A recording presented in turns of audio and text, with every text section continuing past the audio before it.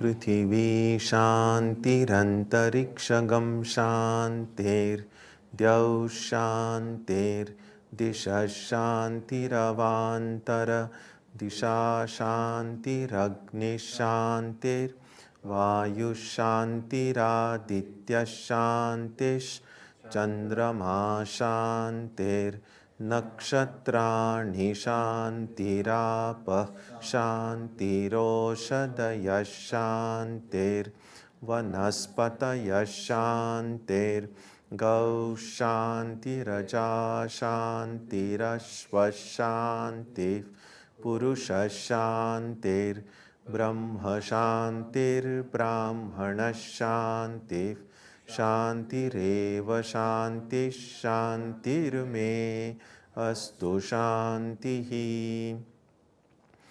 May there be peace on earth and in the sky.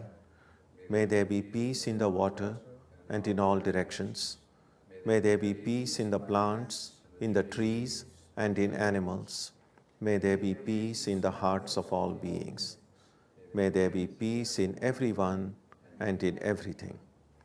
Sarvetra Sukhinas Santu, Sarve Santu Niramayaha, Sarve Bhadrani Pashyantu, Ma Kaschit Dukha Bhag Bhavet, Sarvastaratu Durgani, Sarvo Bhadrani Pashyatu, Sarvas Sadbuddhimapnotu, Sarvas Sarvatra Nandatu. May all be happy and healthy. May all see what is good, and may no one experience misery. May all overcome their obstacles and acquire good tendencies. May people everywhere find joy and fulfillment.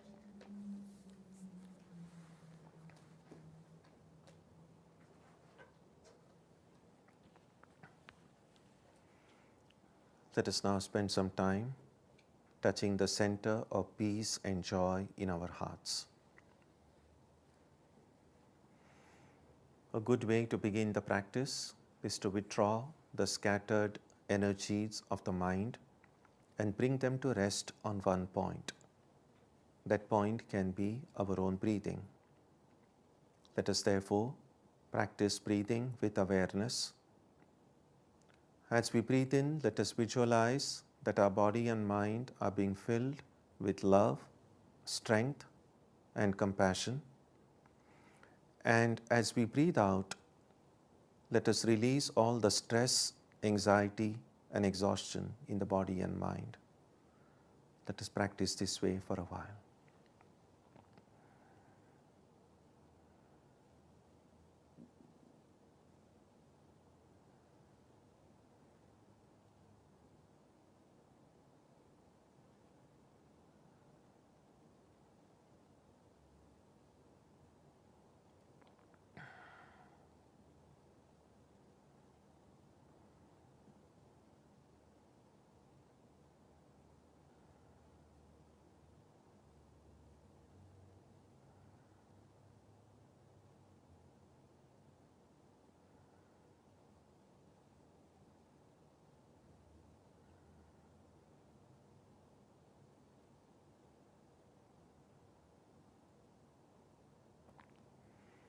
Let us now turn our attention to the region of our heart. Although God is present everywhere and in everyone, the divine presence can be felt most clearly in our hearts. We can meditate in any way we have been taught. To remain focused, we can take the help of a short mental prayer or a mantra or a divine name. Let us now spend some time dwelling on the presence of God in our hearts.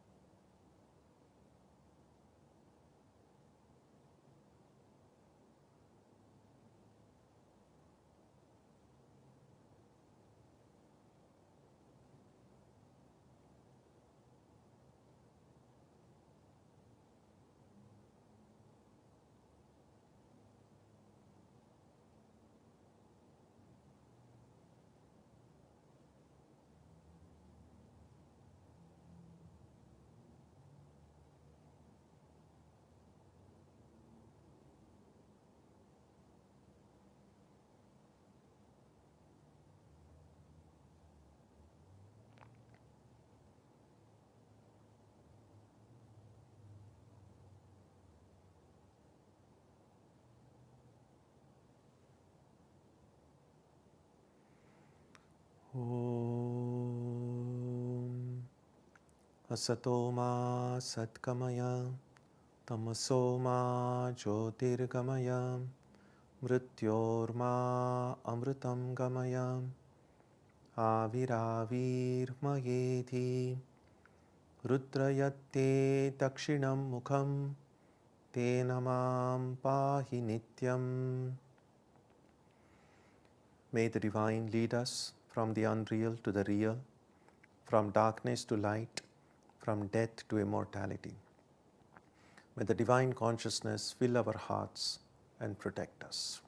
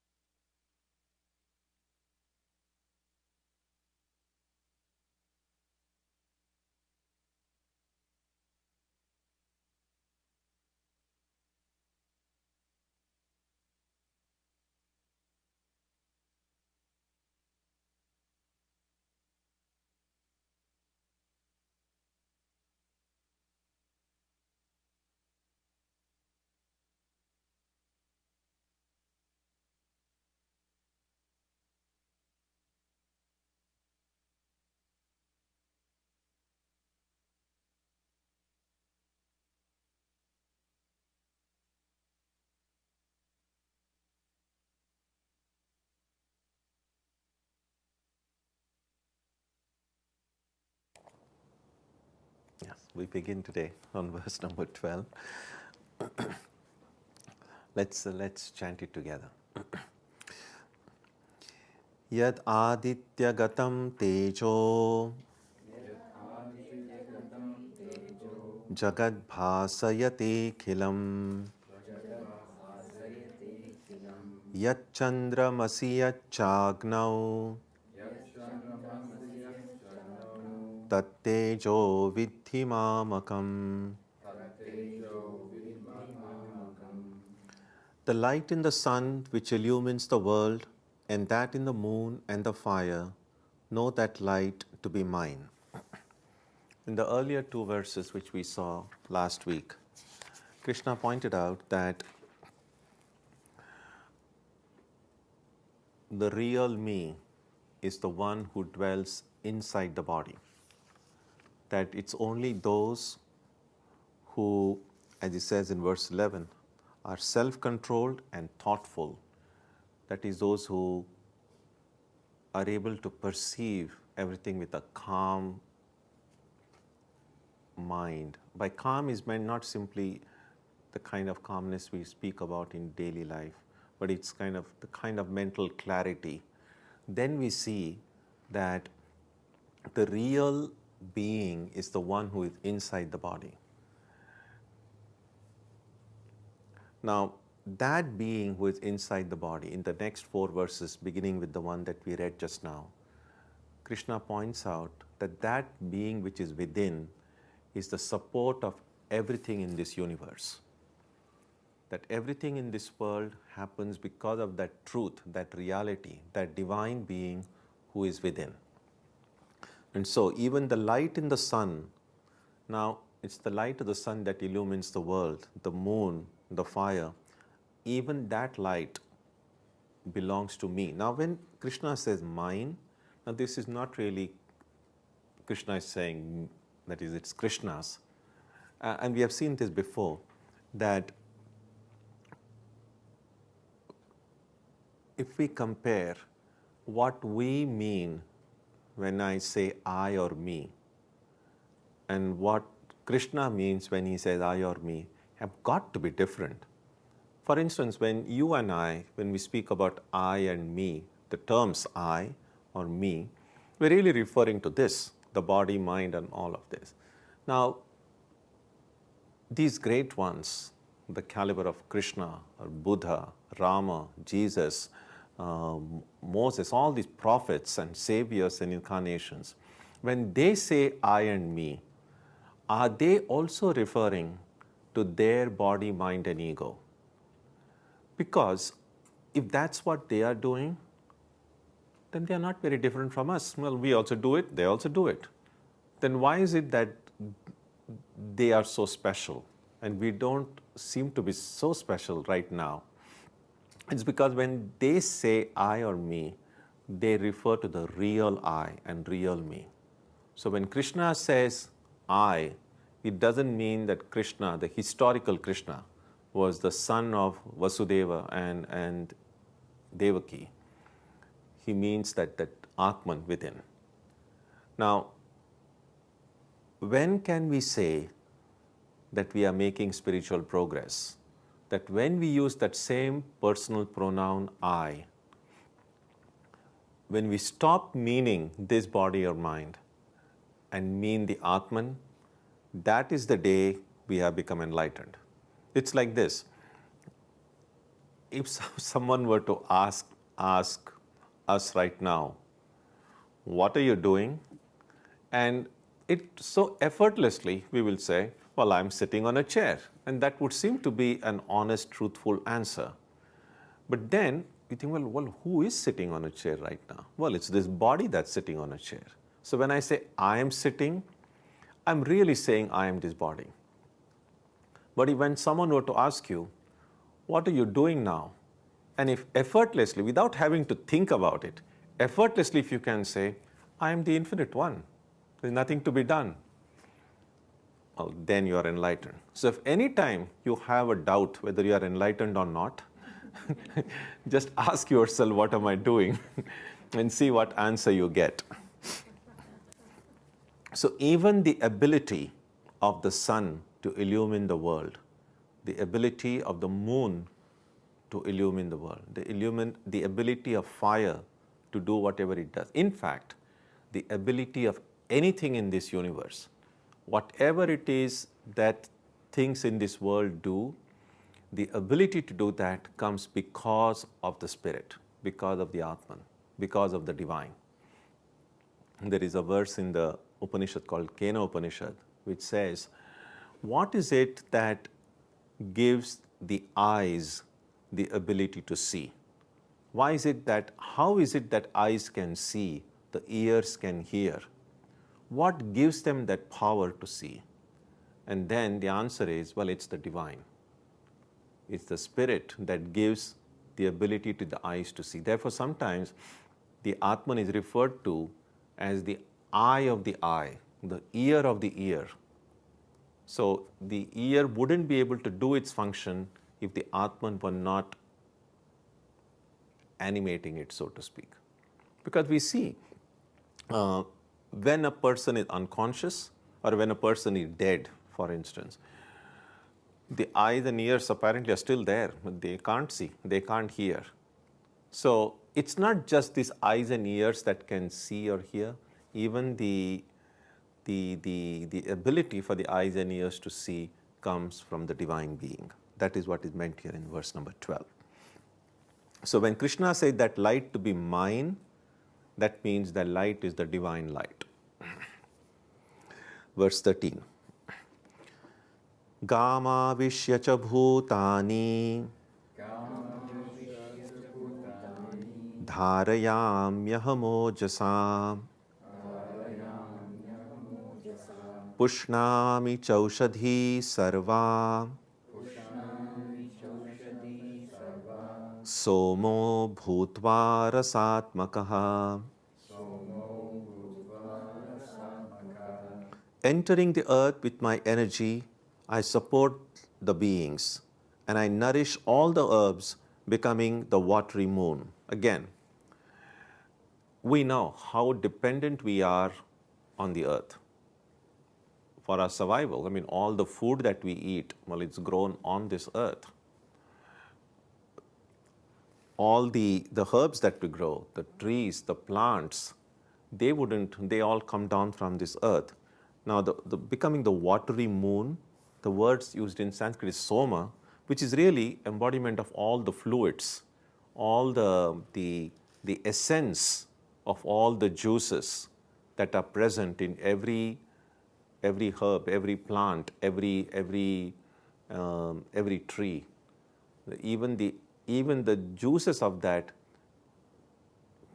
come from the presence of the divine. In other words, as I said before, this is just a few examples given to show that everything that is happening in this world, which is protecting us, which is nourishing us, happens because of the presence of the divine. If the divine were absent, none of these things would happen. And then it's now easy to understand why in devotional language we think of God as the father or the mother or a friend. Because a father, mother, friend, all of these relations that we are familiar with in our own experience, that these are our supports, that they help us, they nourish us, they support us in many ways. And because it's the divine that is supporting everyone, it's natural for human beings then to personalize that divine and think of the divine being as our eternal father, eternal mother, because the divine is the support of everyone and everything in the world. Verse 14. Aham Vaishvanaro Bhutva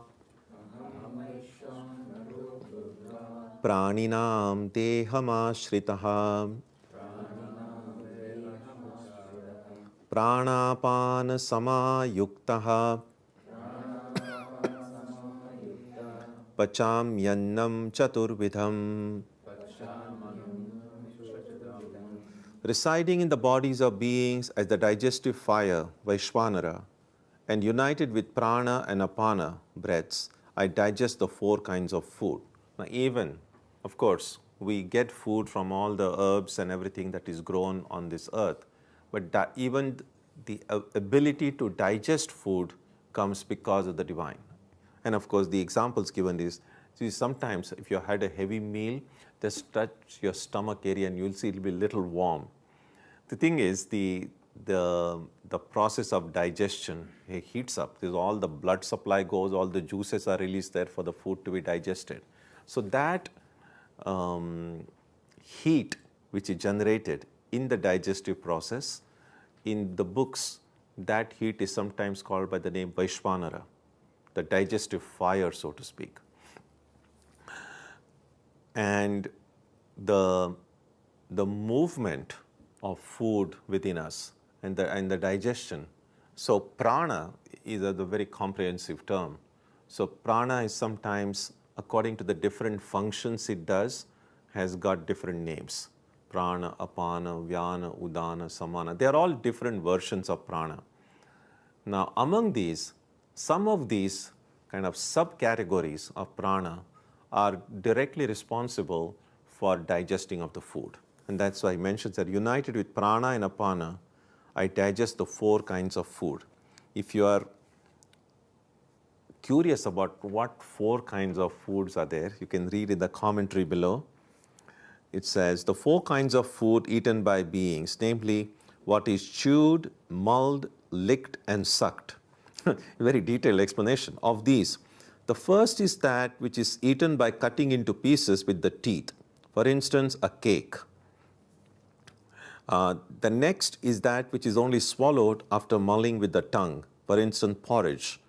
The third is that which is only taken by placing on the tongue so as to enjoy its taste. For example, molasses.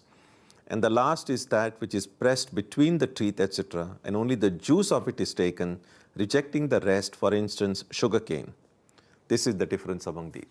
You don't have to, it's not so important. Because Krishna mentions 4 kinds of food, obviously at that time, this was the general way of categorization. There is nothing very sacrosanct about just 4. So if you want to divide the kinds of food into different categories, feel free to do so.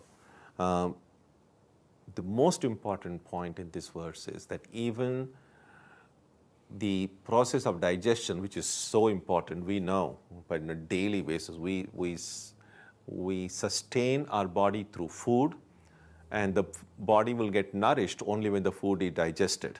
So digestion is a very important process that is occurring in our body daily. Now, even that process occurs because of the energy, the power given by the divine being. Verse 15. Sarvasya chaham hridhi sannivishto mattas smritirjnanamopohanancha vedaischa sarvairahameva vedyo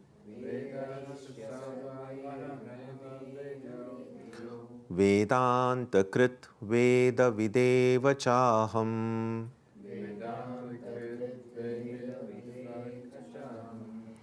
I am seated in the hearts of all beings. From me are memory and knowledge as also their laws. I alone am to be known through all the Vedas. I am the originator of the Vedantic tradition, and I am also the knower of the Vedas. Now I am seated in the hearts of all beings. We often have done this analysis of our present personality as body, mind, ego, and so on, and the spirit, the part. So that spirit is often seen as seated in the heart. We have also seen the different kinds of heart we have. There is the physiological heart, there is the heart as the seat of our emotions, the emotional heart, and there is the spiritual heart. So, and all of these, location of all of these is somewhere in this area. But the location of the physical heart is not that difficult. Although none of us has seen our own heart, we know where it stands. If you study a little bit of human anatomy, you know the heart is. Now the other two hearts are also in the same area. That is why sometimes when we are overwhelmed by some powerful emotion, we just feel, and sometimes even language has developed terminology. We say, with a heavy heart, I have to say this, or I feel very light-hearted. So we see this connection with heart, with our emotions being used. And then in spiritual life, we are often asked to meditate in the heart. So again, when we are asked to meditate in the heart, it is neither the physiological heart nor the emotional heart. It's really the spiritual heart. And so it is in that spiritual heart that the Lord dwells. Now we know the location of the physiological heart. We kind of can feel, sometimes when we powerful emotions, we just feel, oftentimes people when they are very emotional feeling, they kind of touch their heart. You kind of feel something here. So we more or less have had some experience of what heart as a seat of emotions means. But discovering the heart as a abode of the divine takes time. And that's why when we begin practicing meditation, in the beginning, the spiritual heart may not be immediately visible. That's why when we try to close our eyes, it's just darkness.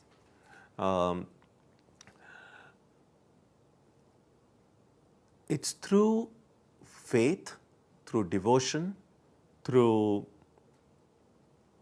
a conscious practice of unselfishness, truthfulness, honesty, we kind of develop this a strong ethical, moral life. It's with that gives us a kind of clarity, inner clarity. And when that inner clarity comes, gradually, when you close your eyes and try to focus your attention near the heart, it will not appear to be so dark. Some kind of a light begins to come. It's like almost like it's like the difference between entering your basement with no lights and pitch darkness, and then slowly then you kind of manage to find some light, and then gradually things, and you begin to see things. Maybe perhaps in the beginning not so clearly, but you're able to see a little bit. That's what happens. So discovering of the spiritual heart can take time, but with a regular practice, with devotion and with faith and with purity, when we look, gradually we begin to see that light. And then it becomes so much more easier. to visualize our Ishta, our chosen deity, in that heart. So that's what Krishna says, I am seated in the hearts of all beings. So when that heart is discovered, when we see that light within the heart, we will see the divine there. Divine in, again, there is not just one way of seeing it. The divine is infinite, and the same divine can appear to us in many different ways, in many different forms. And that special way in which the divine appears to us, through which the divine speaks to us, through which the divine communicates with us, that becomes our own special form of the divine. And that's what gets called in Sanskrit as Ishta, or the chosen deity. So I am seated in the hearts of all beings. From me are memory and knowledge. Again, the memory that we have, and how much every person remembers, again, that's not a fixed quantity. Some of us might who we say, those of us who have a good memory may be able to remember, oh, last year what I did, or 10 years ago what I did.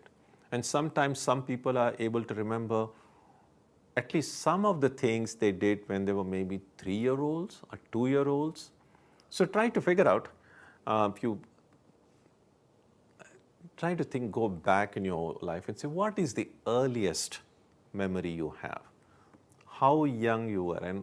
And then it can vary. Again, some of us, it might go like when I was 9-year-old or 10-year-old and so on. Now, there is no limit to how much back we can push our memory. In fact, as the books point out, yogis can not only remember everything that happened in this life, but even in what happened in earlier lives. Because the mind that we have now is the same mind that was with us in all previous lives. And so all the impressions of even the previous lives are present in the mind even now, except that it's in such inaccessible part of our mental basement that we are not able to reach it yet. But it's possible to do it. So even that ability to extract those impressions of our past comes to the divine. That's what he meant by saying, from me are memory and knowledge, all knowledge that comes to us. What is knowledge?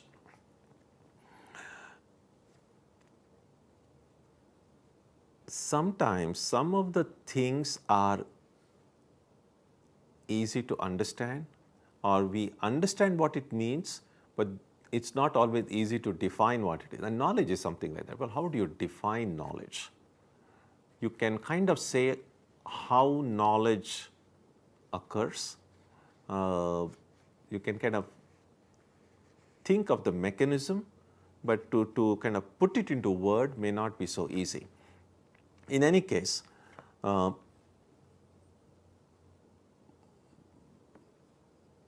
according to Vedantic psychology, all of the things that we know, most of what we understand by knowledge really is really a good filing system. It's like this, that every thought we think, every action that we do leaves an impression in the mind. And all of those impressions are there in the mind. Now, if all those impressions have been systematically filed, then it's easy to, now let me give an example. It's, for instance now, okay, so here is this object, the piano. So let's say I've just been brought into this room blindfolded, and then I open my eyes. As soon as I open my eyes, the very first instance, I become conscious of an object. So that's the first thing. There is an object. Now, of course, this object in front of me has a specific shape, has a specific color. And so that information about the form and the color, which goes through my eyes, goes inside my mind. And that the mind has all these pigeonholes all the impressions which are stored there. And it's a very fast scanning. It's much faster than the best computers that are available today, much, much faster than that. So all that it does is it just immediately scans as it finds then, suppose it finds an impression, my previous impression file there which matches this form, then I'm immediately able to identify it and say, well, it's a piano. Now, how do I know, looking at it, how would I know it's a piano? So all that what I'm seeing is simply an object with a specific form. But how do I know it's a piano? How am I able to give a name to it? It's because this form and the name and the shape and the color, there are already pre-existing impressions in my mind. So my mind really has taken this and done a quick scanning of all the impressions, matched this object with that existing impression, puts it into that pigeonhole and says, this is a piano. Now suppose there was nothing matching this I had never seen a piano, let's say, in my life before. So I had no impression, piano impression. And then I might look at it and say, oh, it's a table. It's a strangely shaped table. And then, of course, later on I might go and discover, no, it is actually a musical instrument. So that's how they said, now I know something more. That it's my earlier knowledge that it was stable was a wrong knowledge. So it was still a knowledge, but it was wrong. So there is such a thing as a right knowledge and a wrong knowledge, but it's still knowledge. So everything that we know, what we say we know, is really matching with the pre-existing impressions in the mind. And that is why if you have a good filing system, then you will know a lot more. It's like this. Sometimes if you let's say you have been a computer user for a long time, and then you have lots of documents. Now, if you have been filing your documents properly in different folders, then it will be easier for you to find them. Or next time there's some other document comes and you says, can you find something matching? Have you studied this? Have you seen this document before? And if you have not filed it properly, you will take long time, or you will say, I don't know. But suppose you have filed everything well, and then immediately something comes, you are able to refer and say, yes, I have it or I don't have it. So one of the reasons why there is difference between what one person knows and what the other person knows is because of just the filing system. Because when we open the eyes, all of us see the same thing, but all of us don't understand the same thing. All of us don't immediately know the same thing, because when we compare the impressions with what's in our head, and in the head it's all, the impressions are there, but they're just lying. Like it's at your home. If nothing is kept in its place, you're not always able to find what you want. But if everything is in a right place, then Sri Ramakrishna used to say, a good habit would be everything, and that's, I know it's difficult, I know most of us may not have reached that state yet, but I think it's a wonderful ideal. What he would say was that keep everything in your room in such a systematic way that you will be able to find it even if it's in the darkness, total darkness. You shouldn't even need light to find it. And that probably was easier in the old days, and it would be easier now if we had fewer things, obviously. If it's too many things, then you just kind of go about searching for it. But that's as much true about what's inside our heads as what is outside at our home. And so we need to do a periodic, like we say, spring cleaning. Just like we periodically throw away all the junk, we should. We need to find a way to throw away all the useless thoughts and ideas in the mind. Then we'll have space for keeping something useful in our heads. So knowledge and memory, the ability to know, the ability to understand, also comes from the divine. Both memory, knowledge, and even apohanam and the loss, even the loss of memory and the loss of knowledge, everything that happens because of the divine. I alone am to be known through all the Vedas. So now all the scriptures of the world, the Vedas by Vedas are not simply meant just the what we understand by Vedas today. It means every scripture, every revealed text, every scripture which shows the way to God. So it's God that is the focus of all revelations. I'm the originator of the Vedantic tradition. Again, from where has this tradition emerged? Who is been the inspirer of all these spiritual truths which have originated in different parts of the world at different times? It's God, it's the divine being. And I'm also the knower of the Vedas. So even the ability to understand what the spiritual texts say, the ability to learn from them, the knowledge, both the indirect knowledge and direct knowledge, all of this comes through the grace of God. Next verse, verse 16.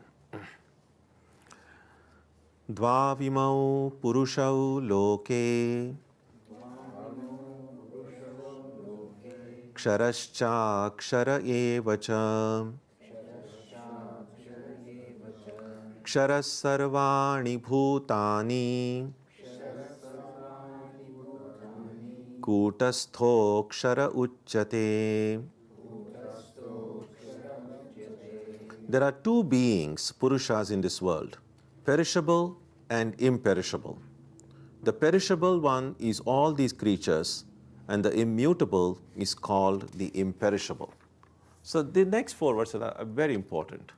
And it's somewhat unique, the way it is presented in these verses. So what it does is, it divides the entire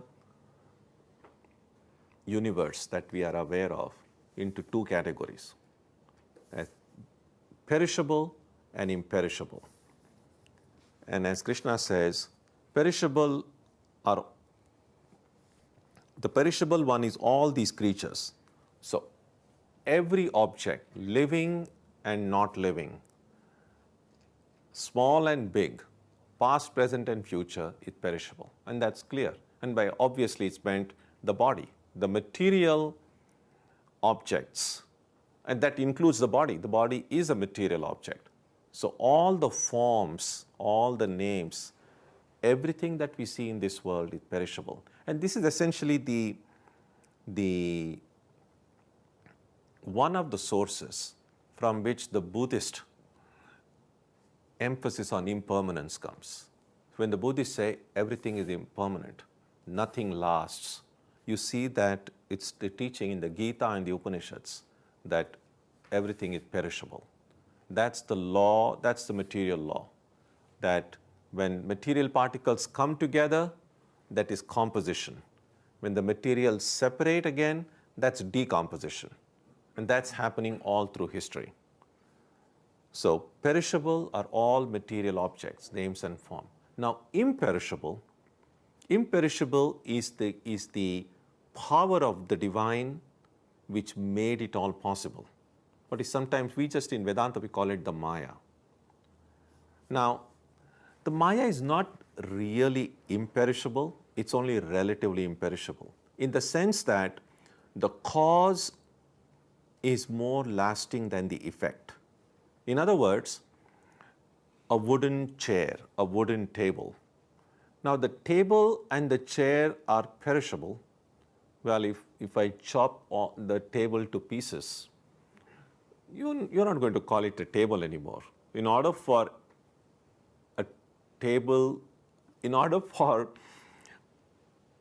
pieces of wood put together to be called a wooden table, it has to do the function of a table. Now, if I cut the table into tiny bits of pieces and just powder it, let's say, I can't call that heap of powder a table. But that heap of powder is still wood. So, in the case of the wooden table, the wood is imperishable compared to the table which is perishable. So this is the distinction that is made here. that the cause of everything in this world is imperishable, but the effect, the objects are perishable. And the cause of everything in this world is the power of God, the power of the divine, which is sometimes called Maya. And philosophically, the cause of everything is ignorance. And we have seen one example that kind of makes sense would be, what is the cause of the snake that you see in place of a rope? You enter a room, there is a coiled rope and insufficient light, and instead of seeing the rope, you see the snake. So now, how did the snake become possible? The snake became possible because you did not know it was a rope. If you knew it was a rope, you wouldn't see a snake there. So it was the ignorance of the rope that made the snake possible. Now the snake is perishable. The snake will perish when, when the light comes, of course, when knowledge comes, or the snake can also perish in another way. I might look at the snake and say, I don't think there are snakes in the neighborhood. This can't be a snake. This is probably a garland of flowers that is lying there. So ignorance is still there. I'm still mistaking the rope, but the snake has disappeared. Something else has come in its place. Or the dreams that we see. Again, what makes dreams possible? In order for us to see dream, we have to sleep. And sleeping is nothing but being ignorant of the waking world. If I'm aware of the waking world, I cannot be asleep at the same time. So by definition, it's ignorance of the waking world that makes the dream world possible. Now that ignorance itself, because in one night, we can see 3 or 4 or many more dreams. It's not just one dream that we see every night. So the ignorance is imperishable, while the dream itself is perishable. I can see 3, 4 dreams, but the ignorance persists. Same way, what Krishna is saying is that there are 2 beings in this world. The material universe, which is perishable, and the cause of the material universe, Maya, which is imperishable. Verse 17. Uttamav purushastvanyah paramatmetyudarhutah yo lokatrayamavishya bibhartyavyaya ishvaraha. Different from these is the Supreme Being known as the Supreme Self, Paramatma, the immutable Lord, who having entered the 3 worlds sustains them. So there are these 2 things, the perishable material things, the imperishable cause which made it possible. Now Krishna says, well, there is a 3rd being. And that 3rd being, he says, is the Supreme Being. That's why if the other 2 are Purushas, Purushottama, Uttama means the best. So now there are these 2 Purushas, perishable and imperishable. And therefore the 3rd one is the best of the Purushas, Purushottama. And that is the Divine Being. And it is the Divine Being who enters this whole universe and sustains and nourishes it, as we saw earlier. So this is important to remember, because sometimes the word Purusha in the Upanishads and the Gita also is referred to the Divine Being. But in this particular context, when he's mentioning 3 Purushas, we have to see what is meant. And therefore the first Purusha, he says, is what commonly people call, well, this is a being, I'm a being, but I'm really usually referring it just to the body. So it's the perishable. The second is imperishable. And third, the Supreme Being is distinct from both perishable and imperishable. In other words, from the perspective of the Supreme Being, even what was referred to as imperishable is perishable. So it's a little bit like, think about it this way. We often refer to human beings as we are mortal. We don't generally refer to a tree or a river as a mortal thing. And yet, a mountain, a tree is mortal. A mountain is not always a mountain. There is a time when the mountain will die. There is a time when the rivers will dry up. When a river dries up, it's no longer a river.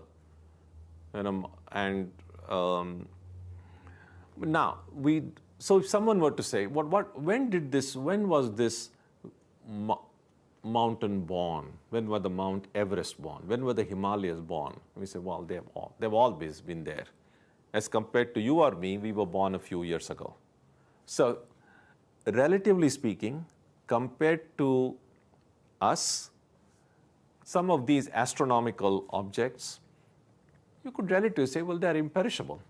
We are perishable. We go. Our bodies go within a few years, while the solar system will one day go, but as far as we know, it's been always there. What Krishna says is this third, the Supreme Being, from the perspective of the Supreme Being, everything is perishable. Even the galaxies are perishable. So even that which appears to be imperishable becomes perishable from the idea of the divine. So we will stop here. And the idea is to now Krishna to point out that you and I, we not only are not the perishable, not only are not the imperishable, our true nature is divine. So you and I are really, what we see as that Supreme Being is really the one dwelling in our hearts, the one who makes everything possible is that Supreme Being. So that is the conclusion to which Krishna will take us. So we'll stop here today. Any thoughts, ideas, questions?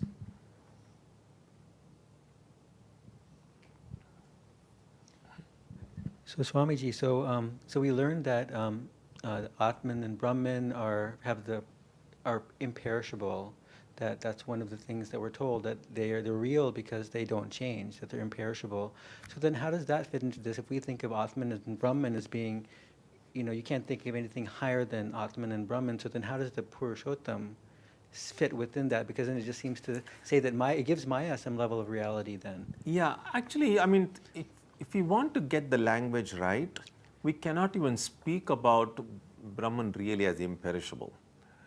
Because a better way to explain that, better way to express that would be Brahman is even beyond the idea of perishable and imperishable. We cannot speak anything in the affirmative about Brahman. Because perishable and imperishable, there are still polarities, they are still opposites. And Brahman transcends all opposites. Yeah, so that's what it is. So Brahman, even the word, for instance, Paramatma, the Supreme Being, why do we need even the adjective supreme? We need the adjective supreme because we see other beings which are, we see human nature is to kind of always categorize. We say, these are all lower beings.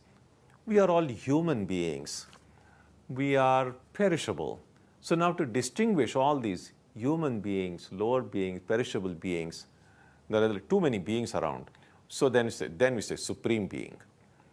But then when you see everything is one, then you don't need the adjective supreme.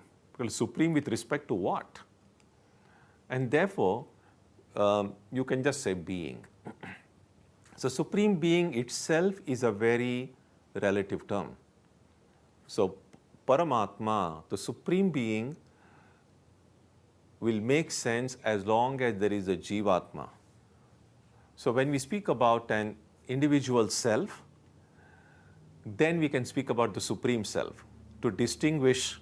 So the self is one. So when the self gets individualized, then we call it the individual self. Now, if the self stops limiting itself to one entity, then that self is infinite. And so all of these adjectives have to be taken in a very provisional sense, because no adjective can be applied to Brahman at all. Because adjective by definition is a qualifier. And what a qualifier does is to distinguish the entity that is qualified from the rest. Now, as far as Brahman is concerned, there is nothing apart from Brahman, so it doesn't need any qualifier. That's the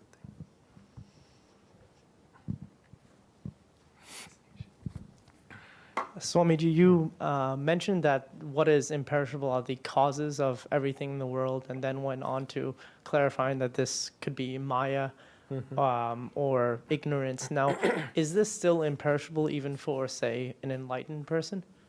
No, by definition, enlightenment means your ignorance has gone. And if ignorance has gone, means it has perished. So, short of enlightenment, as long as our ignorance persists, it is kind of imperishable compared to the perishable bodies. In other words, we can have birth after birth after birth. We can be reborn any number of times. But what persists in all of our births is ignorance. So we might have different bodies, not might, we will. We will have different bodies in every birth, but we will not have a different ignorance. So because of the continuity of the ignorance, it's called relatively imperishable. So in that way, ignorance can be like the grains of wood that take different forms? Say that again? In that way, ignorance can be analogous to the fundamental elements of wood that just take different forms. Fundamental elements of? Well, you describe the table as something that's perishable, Yeah. and then the little particles of wood as imperishable. Perishable, yeah. Okay. And then, if you kind of step back, the wood also is a material thing. The wood also is perishable in that sense. But compared to the table, the wood is imperishable. So it's all relative. Yeah.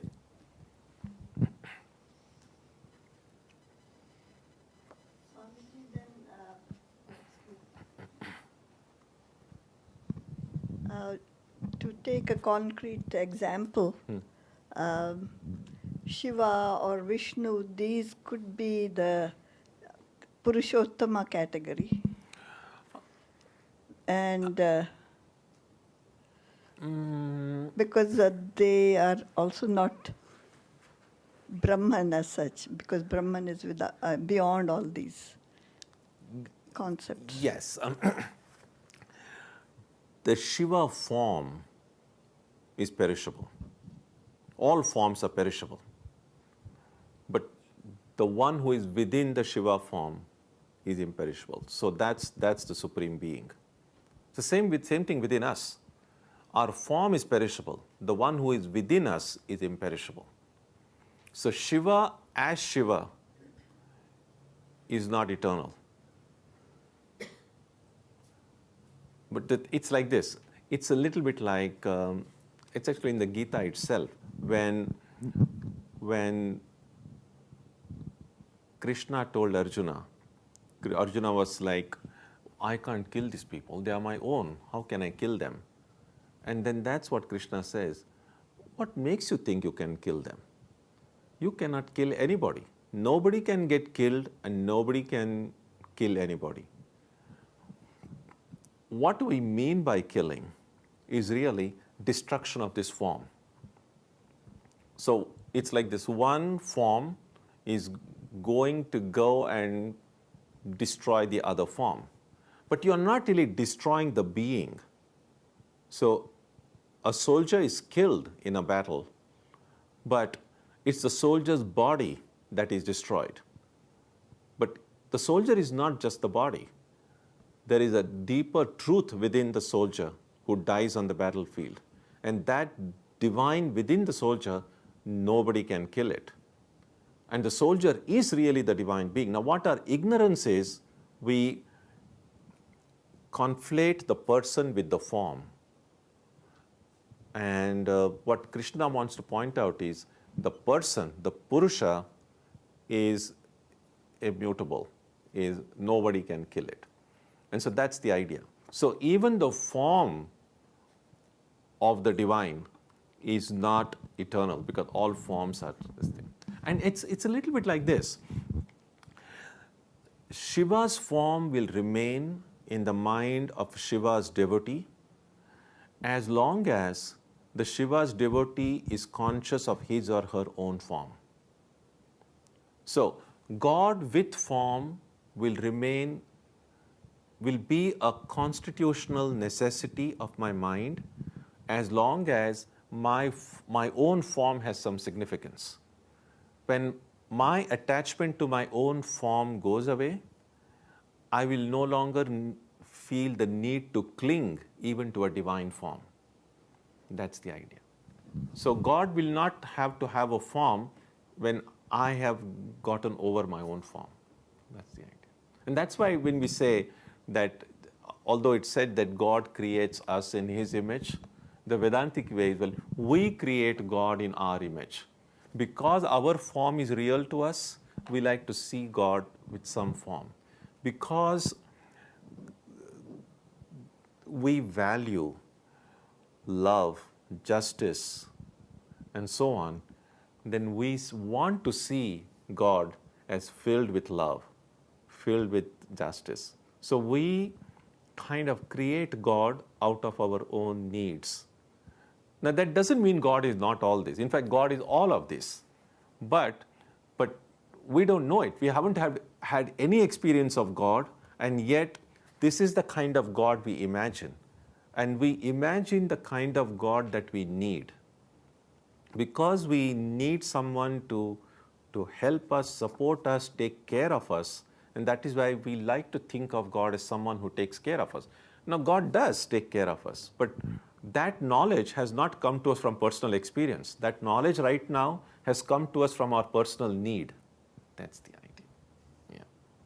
But then, Swamiji, that means we are talking of Brahman ultimately. We are all the time talking of Brahman ultimately. I mean, these are gradations which are subtle, but... Yeah. All these distinctions are at a very preliminary stage. Ultimately, it's all Brahman. In fact, I'll just conclude with this one anecdote. In Thousand Island Park in upstate New York, when Swamiji gave a 7-week retreat, so when they had these classes on different Vedanta texts, so there was one elderly gentleman who was attending, participating in that retreat. So at the end of this very long Vedantic discussion, that gentleman would ask Swamiji, he would say, Swami, that it all boils down to this, that we are all Brahman, doesn't it? And then Swamiji would say, yes. And then it became kind of so much of a joke, kind of, that every time then when you would come for breakfast, then Swamiji would say, well, Brahman has now come and Brahman is sitting for breakfast. But it was good. It was good that that's a way of affirming. And I think that person kind of got it right. No matter with all these different discussions that we have, ultimately it all boils down to that I am that infinite divine being. That's not my experience right now, but in different ways, I should, I hope to reach that experience. That is what a spiritual seeker thinks. That's the idea. Okay, so we stop here today, and then next year when we come, we will again begin with this verse number 17. Om Jananim Saratam Devim Ramakrishnam Jagadgurum Padapadme Tayo Shritva Pranamami Muhurmuhu.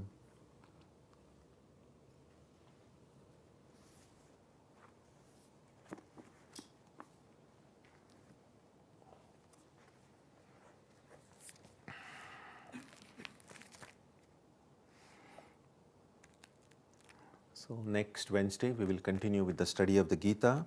On Sunday, I'm very happy to let you know that we have a guest speaker, Swami Paneshanandaji, who is the head of our center in Germany. He will be with us this weekend, and he will speak on who am I? Well, you already know the answer now. We are Brahman, but let's see how it'll be useful. It'll be very helpful to kind of reflect on that question once again. So that will be on Sunday. On Tuesday and Saturday, our Aarti and meditation will also continue as usual. So let's conclude with a prayer now, page 3.